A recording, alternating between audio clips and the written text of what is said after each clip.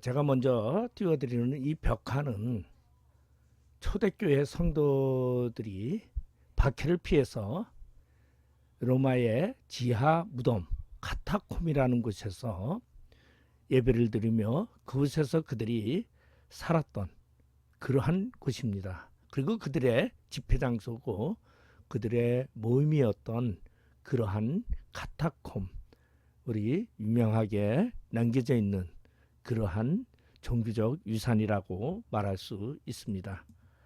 네, 그러면 기독교 박해와 선교에 대해서 우리가 초기 기독교 박해의 역사를 우리가 한번 살펴보도록 합니다. 먼저 박해 시대에는 그리스도교에 대한 박해는 처음 3세기 동안에 유대인들에게서 시작해서 이방인으로 박해로 이어지게 됩니다.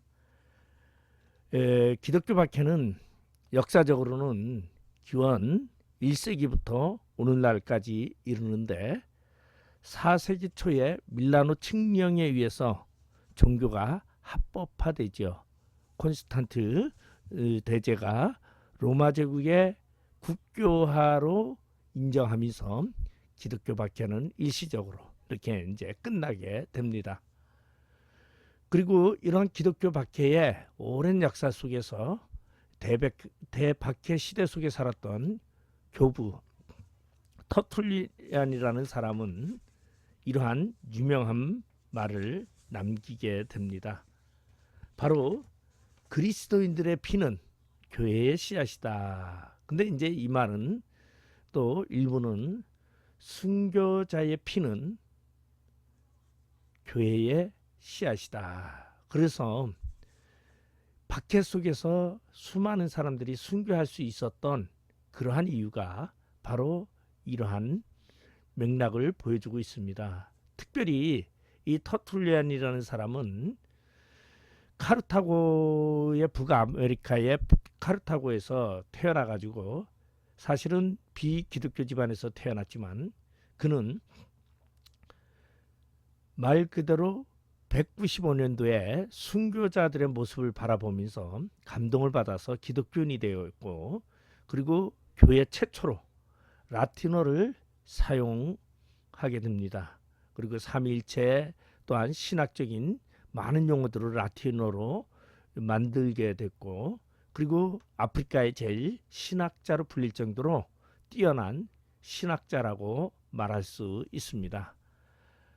물론 오늘날에도 카톨릭을 보면은 이 라틴어로 모든 예식이 진행되는 것을 볼 수가 있습니다. 특별히 이 터툴리안은 기독교 변증가로서 기독교인의 그리스도인들의 무죄에 대해서 설명하고 있습니다. 자, 그러면 첫 번째 유대인들의 박해. 우리 기독교의 박해는 맨 처음에 유대인들, 우리 유대인이라 하면은 이스라엘의 선민 종교의 사람들이죠. 그래서 지금도 이스라엘 사람들은 유대인들이 그들이 유태교라는 그러한 것을 그들은 하나님만 인정을 합니다. 근데 기독교는 이제 예수 그리스도를 믿고 예수 그리스도를 하나님과의 한 그 부분으로 믿고 있죠. 그러다 보니까 유태인들에게 있어서는 자연히 예수 그리스도를 핍박할 수밖에 없었고, 예수 그리스도를 믿는 기독교인들에게 대해서 박해를 할 수밖에 없었습니다. 그래서 유대인들은 예수를 십자가에 못 박아 죽이고, 그리고서는 스데반이는 이제 7 집사, 초대 7 교회의 집사였는데, 그는 사도행전에 보면은 7장에 보면은 그는 돌에 맞아서, 많은 유태인들이 던지는 돌에 맞아서 그는 죽게 되고, 그리고 그가 돌에 맞아 죽으면서 그는 무엇을 보냐면 하늘을 보게 됩니다. 그래서 하늘에 예수님이 하나님의 보좌 우편에 서 계신 것을 보게 되는 내용이 바로 사도행전에 나옵니다. 그런가 하면은 사도 야고보를 처형하게 되는데, 이 사도 야고보는 바로 예수님의 동생 야고보, 당시에 초대교회의 감독으로 있었던 그러한 분을 처형하게 되는 것이 바로 유대인들에 의해서 처형되는데, 이들은 그리스도인에 대한 끝없는 적개심으로 그들은 그리스도를 핍박하게 됩니다.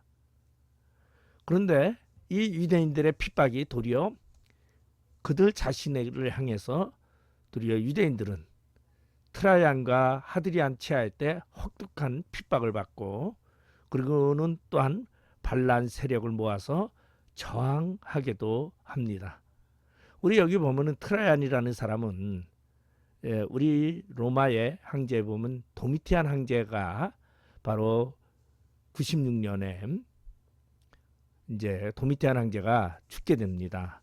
그리고 도미티안 황제가 죽은 후에 네르바라는 황제가 등극하게 되는데, 이 네르바라는 이 황제가 군사를 전쟁을 하는 중에 그의 부하였던 트라이안이라는 스페인 출신의 장교인데, 그가 군사작전을 무척 잘하고 그리고 장군으로서 훌륭한 것을 보고 양자를 삼아서, 그래서 말 그대로 트라이안은 네르바의 후계자로다가 그래서 황제가 됩니다. 그리고 이 트라이안은 유태인들을 아주 핍박하게 되는, 그리고 하드리안이라는, 트라이안 다음에 이제 하드리안이 황제가 되게 되는데요. 하드리안은 말 그대로 로마군의 장교 집안이고 대대로 문무를 겸비한 엘리트 집안입니다. 그리고 트라이안과는 오촌 관계였고, 이 하드리안은 말 그대로 2군단장을 하고 또한 5군단 마케도니아 군단장을 하면서 이렇게 집안 대대로 내려오는 로마 장군으로서 아주 굉장히 이 훌륭한 그러한 집안의 가문을 내서 황제가 되는데, 이는 132년에 AD 132년에 유대인들의 대규모 반란이 일어나게 됩니다. 그 반란은 이제 바코바라는 사람에 의해서 유태인들이 반란을 일으키게 되죠. 그래서 여기에 이제 군대를 보내가지고 유대인들은 모조리 강제로 예루살렘에 있는 모든 사람들을 강제로 다 이주시킵니다. 그래서 이 132년에 이제 이 예루살렘에 있던 모든 유대인들을 강제 이주시키고, 그리고는 예루살렘을 하드리안은 아일리아 카피톨리나라는 이름으로 도시를 개명을 합니다. 이 아일리아라는 말은 바로 하드리안의 성을 말하는 것이고, 카피톨리아라는 것은, 카피톨리아는 로마의 신전, 로마에 가면은 로마 신전 산 위에 신전 언덕이 있는데 그곳에 로마의 신전이 있었어요. 그래서 로마 신의 도시다 이렇게 이제 해서 예루살렘을 모든 사람을 다 쫓아내게 되죠. 그리고 이때 동조하지 않은 모든 사람들을, 그리스도를 잔혹하게 살해하기도 합니다. 그리고 이제 이 135년에 하드리안에게 패배할 때에 이스라엘 사람들은, 유대인들은 50만 명이나 전사하고 수만 명이 노예로, 그리고 984개의 마을들을 포함하여 팔레스타인 전 지역과 예루살렘마저 다시 철저히 파괴되었고, 그 자리에 이교의 신상과 신전들이 들어섰다. 요거는 이제 제가 말했던 것처럼 아일리아 카피톨리나로 바꾸게 되면서 이 예루살렘의 치욕을 말해주는 것입니다. 그래서 이 치욕의 역사는 오늘날에도 예루살렘이 무너지지 않은 서쪽벽, 통곡의 벽에서 매주 금요일마다 이 유태인들은 모여서 토라를, 모세오경이라고 합니다. 토라를 읽으면서 애통 의식을 거행하곤 있습니다. 이 사건으로 인해서 예루살렘에는 폐허가 되는데, 이때의 잔혹한 죽음은 역사상으로도 남아 있습니다. 마사다 요새의 죽음, 결국은 극소수 10명도 되지 않은 노인과 어린아이만 살아남고 모두가 죽는 그러한 역사도 남겨놓고 있죠. 자, 이런 유태인들의 기독교 박해로 인해서 유태인들이 많은 어려움을 바로 트라이안과 하드리안에게 당하게 되고 유태인들의 역사 속에서 디아스포라라는 그러한 처참한 역사를 다시 한번 겪게끔 하는 그러한 일이 있었습니다. 자, 그런가 하면은 이제 초기 기독교 박해의 역사를 보면은 로마의 박해를 우리는 잊을 수가 없죠. 로마의 정복 정책은 제국에 위해를 끼치지 않는 한 정복 민족의 종교에 대해서 관용적이었습니다. 그래서 정복 초기에는 기독교를 유대교의 한 분파로 여기서 한동안 여러 도시들로 퍼질 수 있는 기회가 되기도 했습니다. 그런데 제국이 더 이상 관용을 베풀 수 없는 상태로 기독교의 영향력이 증대되기도 되기 시작을 합니다. 그래서 결국은 이제 로마에서 유대교를 유대인들이 기독교 그러면 이제 유태교인이 있는가 하면은 유태 기독교인이 있습니다. 유태교에도 이제 기독교인이 많이 있게 되는데 우리가 이러한 얘기를 로마의 박해에서 보면은 AD 70년에 디토스라는 장군에 의해서 예루살렘이 멸망을 하는 사건이 있습니다. 그때에 우리 이 디투스의 아버지인 베스파시안이 67년 이제 예루살렘을 함락시키러 갔다가 그때 네로 황제가 바로 68년에 죽게 되고 그리고서는 이제 본국으로 돌아오게 되죠. 그때 이제 기독 유대인들은 예루살렘을 떠났고 그리고 거기에 남아있던 모든 유대인들은 말 그대로 디투스 장군에 의해서 한 명도 살아남지 못하고 전부 멸종되는 사건이 AD 70년에 있는데 딱 한 사람만 살아나게 되죠. 그는 누구나 하면 우리가 이스라엘의 3대 랍비인 바로 랍비를 보면은 이제 우리가 아키바, 힐레루, 그다음에 요하난 벤자키에 이렇게 3대 랍비를 꼽는데 요하난 벤자키에가 장례 절차를 통해서 가짜 장례식을 통해서 간으로다가 운송돼서 살아남는 그러한 사건이 있게 됩니다. 이 로마의 박해는 바로 황제 숭배를 거부하는 유대인들의 박해가 있을 수밖에 없었습니다. 왜냐하면 유대인들은 유일신 사상을 가지고 있었습니다. 그러나 대다수의 모든 세상의 사람들은 범신론적인 그러한 사상을 가지고 있죠. 범신론이라는 것은 우주나 세계나 자연이나 인간의 모든 것이 신이라고 하는 그러한 세계관입니다. 그러니까 어느 곳에도 신이 있다. 우리나라도 보면은 과거에 우리나라 조상들을 보면은 나무에도 신이 있고 그래서 마을 한가운데 보면 느티나무에 신이 있다고 이렇게 믿는 경우가 많았죠. 범신론적인 이야기죠. 그렇지만은 유태인들은 기독교인들은 유일신론자들이었어요. 그러다 보니까 다른 신들을 인정하지 않았습니다. 그러다 보니까 대중의 질투와 의심을 받을 수밖에 없었고 또한 기독교인들은 무엇을 했냐면은 애찬식을 했어요. 예수님이 십자가에 달려 돌아가시기 전에 뭐를 하냐면은 우리 보면은 12사도들을 데리고 이렇게 애찬식을 합니다. 포도주와 떡을 나누면서 너희들은 나를 기념하라. 이 떡은 내 살이요. 이 포도주는 내 피다.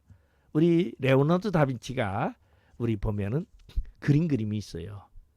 최후의 만찬이라는 그림. 아마 그것이 굉장히 많이 잘 알려져 있죠. 그래서 기독교인들은 늘상 모이면 애찬식을 했습니다. 그런데 그것이 로마에서는 어떻게 퍼졌냐면은 그들은 카타콤 무덤에 카타콤이라는 것은 지하 무덤이거든요. 그들이 살기 위해서 무덤에 들어가서 무덤 동굴 속에 가면은 이제 벽에 이렇게 시체를 넣는 구멍을 뚫어서 시체를 넣고 그리고 통로 그 사이에 무덤 속에서 그들이 사는데 거기서 포도주와 떡을 떼는 것을 사람의 시체를 먹는다. 이렇게 시체나 사람을 잡아먹는다. 그 애찬식이라고 그렇게 이야기하고 그리고 기독교인들은 서로 간에 샬롬 하면서 노인이나 나이 적은 사람이나 여자나 남자나 평등 사상이 강하다 보니까 만날 때 이렇게 서로 스킨십을 했어요. 그러다 보니까 이 다른 사람들이 말하기는 기독교인들은 근친상간한다.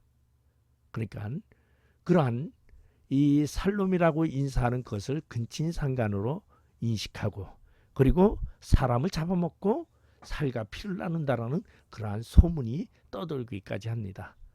그래서 물론 나중에는 이제 이러한 것을 변명하기 위해서 변증가들이 등장하게 되죠. 그리고 하면은 또한 로마의 우상 숭배에 대한 것들에 대해서 기독교인들은 우상에 대해서 인정을 하지 않다 보니까 로마의 박해를 받을 수밖에 없었습니다. 기독교인들은 자신들이 유일한 하나님만 섬기며 당시 사회적으로 통용되던 제사나 종교 의식에 참여하지 않았습니다. 그런가 하면은 신전, 우리 로마에 보면은 신전들이 굉장히 많이 있습니다. 이 신전의 사상은 우리가 보면은 헬라 문명이죠. 그리스 신전.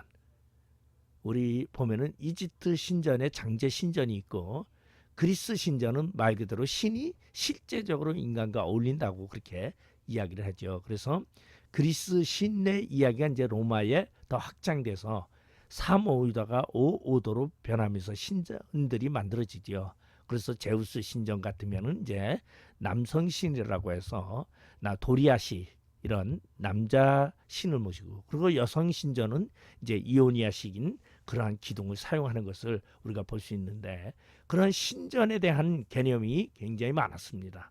그런데 바로 기독교인들은 그러한 신전에 대해서 인정하지 않았어요.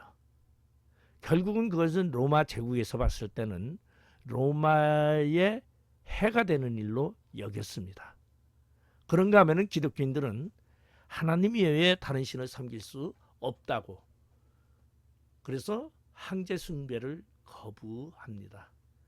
그래서 로마인들에게는 황제 숭배는 말 그대로 제국 통일을 위한 가장 강력한 수단인데 제국에 대한 충성도를 그것으로 비교하는데 기독교인들은 거부하다 보니까 로마에 대해서 충성하지 아니하고 반대하는 자들로 그렇게 인식이 되고 있습니다.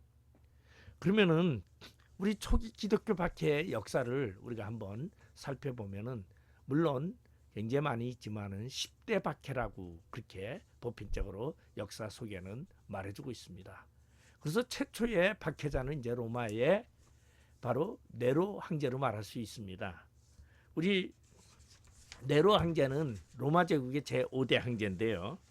로마 제국의 제1대 황제는 BC 17년에 BC에 이제 누구나 뭐 옥타비누스가 아우구스투스라고 하죠.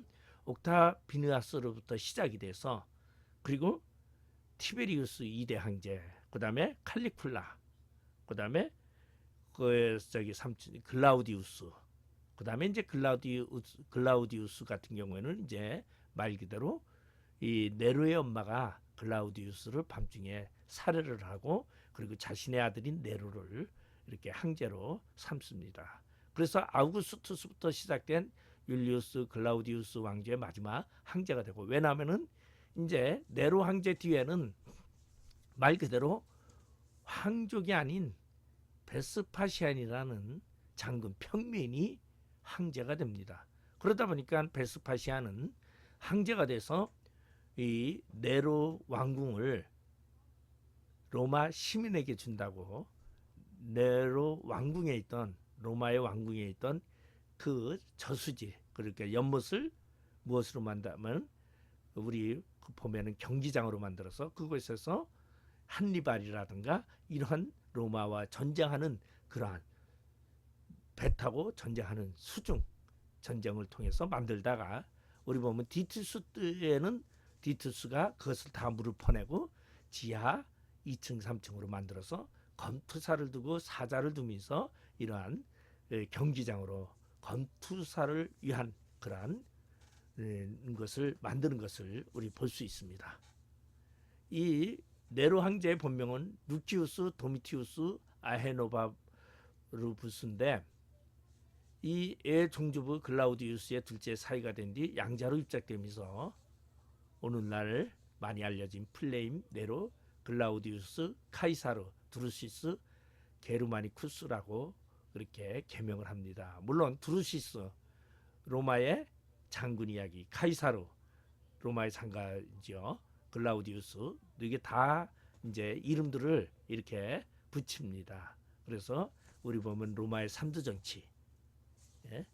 제 1대 3대 정치, 2대 3대 정치 아마 여러분들이 역사를 배울 때에 그렇게 배웠을 것입니다. 자, 이 로마의 네로는 64년에 로마 화재가 발생을 하게 됩니다. 이 로마 대화재는 말 그대로 64년 7월에 이제 7월 18일 날 발생을 하게 되는데 이 화재가 24일까지 불이 나게 되죠. 그래서 로마 시내가 14구역으로 있었는데 10구역이 불에 타는데 3구역은 아주 완전히 훼손되고 그리고 7구역이 아주 극심한 피해를 입게 됩니다. 그런데 이제 11구역에서 14구역만 피해를 입지 않고 이렇게 남게 되는데 바로 이곳에 누가 있었냐면은 그리스도인들이 사는 그러한 곳이 바로 이 피해를 입지 않게 되지요. 이 로마의 대화재를 보면은 24일 날까지 일어나고 또 27일 날 또 다른 화재가 일어나게 됩니다. 그래서 이것을 말 그대로 기독교인이 방화를 했다. 이렇게 이제 네로가 밝히게 되고 그러고서는 네로가 68년에 그가 죽기까지 계속 이 기독교인들을 죽이게 되고 그리고 기독교인들의 방화범으로 몰려서 그들은 원행경기장에서 맹수에 의해서 갈갈기 찢기게 되거나 또는 건초에 묶여서 나무와 함께 묶여서 태우면서 야외를 밝히는 인간 촛대 역할을 삼기도 했다는 것입니다. 그런데 이 네로 때의 박해는 로마 제국 전역이 아니라 로마시에 국한된 그러한 박해였습니다. 그 다음에 이제 네로 다음에 기독교 박해 한계는 사실은 이제 베스파시안, 그 다음에 디투스, 그 다음에 이제 다음 황제가 바로 도미티아누스죠. 우리 도미티아누스는 AD 90년에서 96년까지 기독교를 박해했는데 아주 굉장히 기독교 박해를 아주 심하게 했습니다. 그리고 자신을 신이라고 선포하고 숭배를 강요하기도 하지요. 그리고 기독교인들이 이를 따르지 않자 기독교인들이 황제 예배에 복종하지 않아 모든 신이 노했다는 제명으로 씌워서 탄압을 하기도 하고 재산을 몰수하기도 하고 맹수들과 결투를 시키기도 합니다. 이 시기에 이제 우리가 잘 성경상으로 잘 알고 있는 사도 요한이라는 사람이 밤모섬으로 유배되기 시작을 합니다. 그래서 이 사도 요한이 이제 말 그대로 보면은 도미티아누스에 의해서 우리 기름가마에 던졌는데 죽지 않고 그런 이제 바로 밤모섬이라는 곳으로 이제 유배를 하는데 에베소라는 도시 앞에 섬에 밤모섬으로 유배되고 그리고서는 이 사도 요한은 AD 94년에 밤모섬에 유배돼서 거기서 이제 계시를 받게 됩니다. 그것이 바로 요한계시록이라는 것입니다. 그래서 요한계시록의 7교회와 그리고 재림의 때와 그리고 종말의 때에 대해서 이야기를 하고 있죠. 그러다 보니까 기독교인들은 신앙의 자유를 찾아 로마를 떠나거나 지하로 운동하는데 이 도미티안 때에 박해를 피해서 지하 무덤 카타콤에 제가 맨 처음에 보여드린 그러한 카타콤에서 예배를 드리는 일이 시작되게 됩니다. 물론 이 카타콤의 생활은 어땠느냐, 땅속에 우리 여기 그림이 있는 것처럼 그곳에서 숨어서 생활합니다. 무덤이지요. 공동 무덤이에요. 요새 말하면은 공동 묘지라고 말할 수 있죠. 그래서 땅속에 이렇게 들어가서 땅속에 보면 벽에 구멍이 있어요. 그 구멍들은 뭐냐면 시체를 이렇게 넣는 곳입니다. 왜냐하면은 이스라엘이나 이런 쪽에는 무덤이 우리나라는 개별적으로 하나씩 있지만은 공동 무덤입니다. 대다수가. 그래서 이제 보면은 이 이스라엘 사람들도 산이 대부분이 바위고 그러다 보니까 바위를 파서 그곳에 가족들의 무덤, 왕족의 무덤. 그래서 성경에 보면은 왕의 묘소로 들어갔더라, 가족에게로 돌아갔더라, 이렇게 설명하는 것이 바로 그러한 무덤의 이야기를 설명하기 위해서입니다.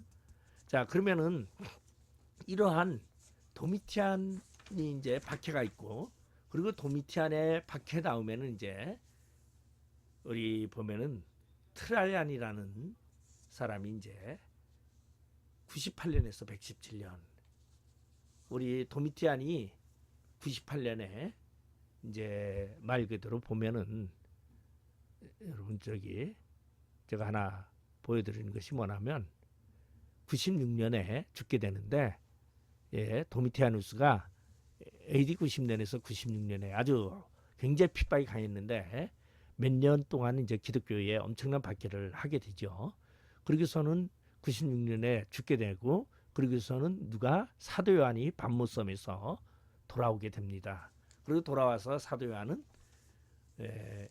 말 그대로 에베소 교회에 돌아와서 그곳에서 제자들을 키우면서 요한 1, 2, 3서라는 그러한 성경책을 저술하게 되고, 그리고 기독교의 기본 교리인 사랑을 이야기하게 됩니다. 그래서 사랑하라, 사랑하라. 사랑은 모든 죄를 덮느니라.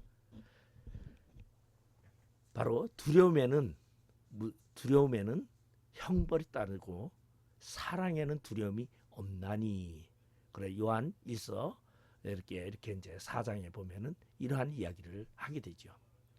그리고 이 돌아와서 제자를 키우면서 불편이, 몸이 많이 불편해서 침상에 거의 누워서 생활하다가 AD 99년에 그는 이제 말 그대로 세상을 하직하고 천국으로 가게 됩니다.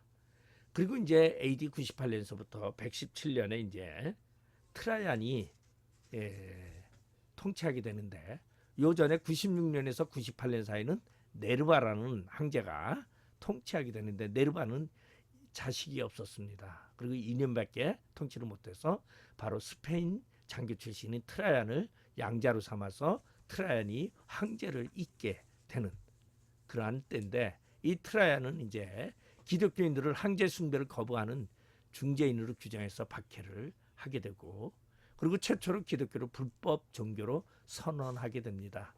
근데 트라이안 때 이제 가장 중요한 것이 뭐냐면 바로 요 안디옥 교회 감독 제3대 이그나티우스의 순교 이야기인데, 이그나티우스는 말 그대로 그를 시범을 보이겠다 그래가지고 보편적으로 지방에서 이렇게 이제 그 자리에서 처형을 합니다. 간행적으로 사형을 집행을 했는데, 안디옥 교회의 감독인 이그나티우스를 로마에서 처형하기로, 그래서 안디옥에서 말 그대로 우리 아시아죠, 안디옥 7교회 중에 하나인데, 아시아의 7교회 중에 하나인데, 이 안디옥 교회에서 이제 로마 군인의 10명에 의해서 쇠사슬에 묶여서 이를 육로로 해상으로 해서 로마로 이송하게 됩니다.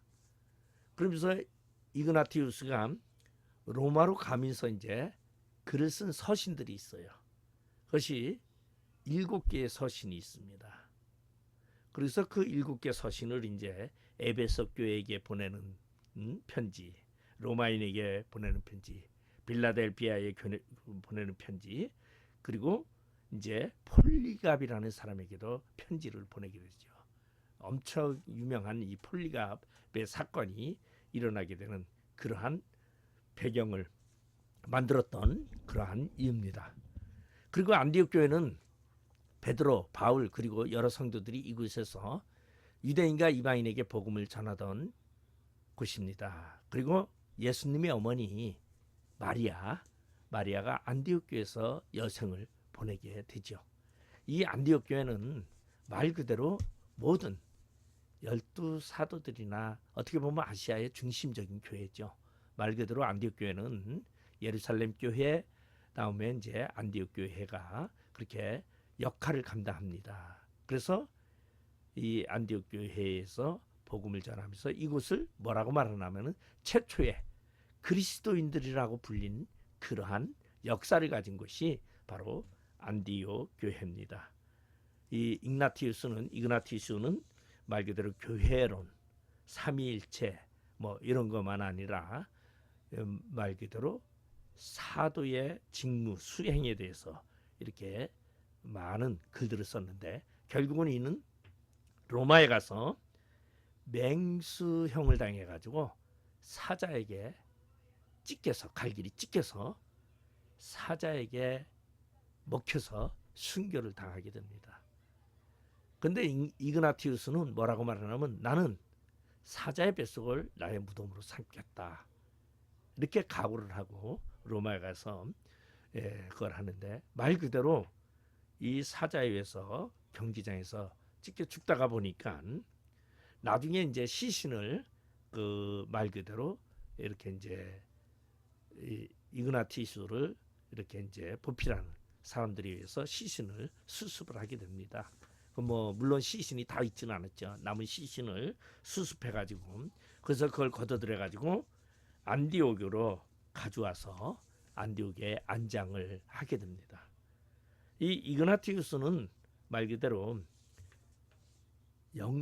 영지주의에 대해서 반발을 많이 했죠. 이단에 대해서. 그래서 이단에 대해서 이제 고백하며 이단에 대해서 이단에 대한 그러한 것을 밝히 말하고 있는 것이 이그나티우스입니다.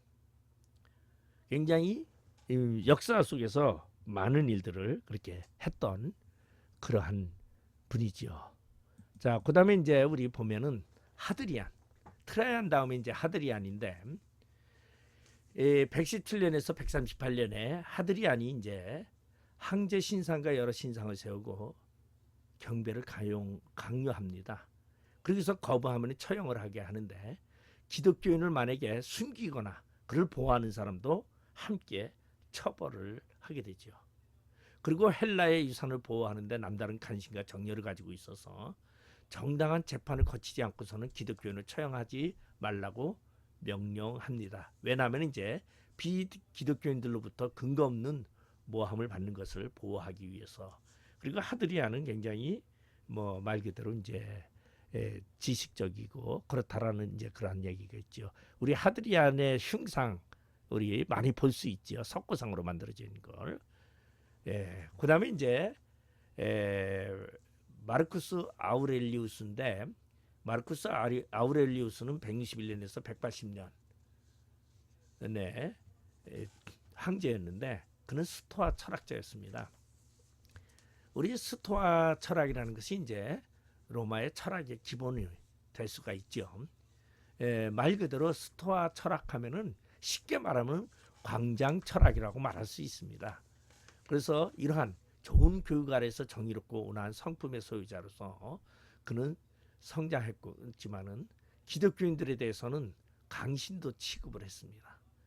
그래서 당시 제국에 이제 화재라든가 강의 범람, 지진과 폭동이 수차례 일어났는데 이것은 전부 다 기독교인들이 재난의 원인이라고 지목하고 핍박합니다. 그런가 하면은 177년에 당국은 이교도 노예들을 붙잡아 그들의 기독교 주인들을 모함하는 자백을 강요하게 합니다. 그래서 그 자백에 의해서 노예들이 주인이 만약에 이러한 기독교인이라서 그가 이렇게 핍박을 했다, 아니면 힘들게 했다, 아니면은 그들이 로마에 대해서 반역을 했다, 이러한 근거를 통해서 모진 채찍을 가하고 결국은 이제 창자가 배가 터져서 이제 창자가 터져 나오기도 하고 그리고 창 끝에 그냥 눕혀가지고 이러한 잔인한 그러한 박해를 하게 되죠. 그리고 이제 마르쿠스 아우렐리우스 때는 이제 가장 큰 사건이 서만학 교회의 폴리갑을 말할 수 있습니다. 서문학교회의 폴리갑은 말 그대로 서문학교회는 순교의 교회입니다. 그러니까 서문학교회는 모든 자들이 순교를 했어요. 폴리갑이 서문학교회의 감독이었는데 서문학교에서 10번째 순교자입니다. 감독이. 그러니까 그 교회의 서문학교회의 교인들이 얼마나 철저하게 하나님을 섬겼냐면 전부 순교할 각오로. 그래서 우리 요한계시록을 보면 서문학교회의 충성에 대해서 말하고 하나님의 그러한 상급을 충성된 중에 면류관을 이야기하고 있습니다. 그리고 이 폴리갑이 순교하면서 던진 아주 유명한 일화가 하나 있죠. 그것은 바로 뭐냐면 폴리갑을 불러서 많은 사람들이 대중 앞에서 이제로 군인이 말합니다. 당신이 그리스도를 한 번만 부인하면 당신을 살려주겠소. 이렇게 말합니다. 그때 폴리갑이 그들을 향해서 수많은 사람들이 보는 그들을 향해서 말을 합니다. 지금 제 나이 86세인데 86세 동안 예수님은 나를 한 번도 부인한 적이 없는데 내가 어찌 예수를 부인하리요. 그리고 그는 장작더미 위에 장작의 나무에 순수히 걸어가서 장작에 묶여서 그리고 그 불에 타서 하영되면서 폴리갑이 순교를 하는데 그때에 순교할 때에 그 무지개가 둘러서 그 모습을 폴리갑의 그 순교 현장을 덮습니다. 그래서 서머나에 있던 수많은 사람들이 폴리갑의 그 당당한 죽음과 그리고 그의 순교의 모습을 바라보면서 많은 사람들이 예수 그리스도를 이렇게 마음에 믿고 도리어 폴리갑의 그 순교를 통해서 예수를 영접했던 그러한 사건이 많이 있습니다. 이때에 마르쿠스 아우렐리우스 때는 말 그대로 예수를 믿는다는 기독교의 박해로 인해서 맹수들의 우리에 던져지게 되고 그런가 하면 기독교인들의 시체를 굶주린 개들의 먹이로 주는 그러한 일이 비일비재했습니다.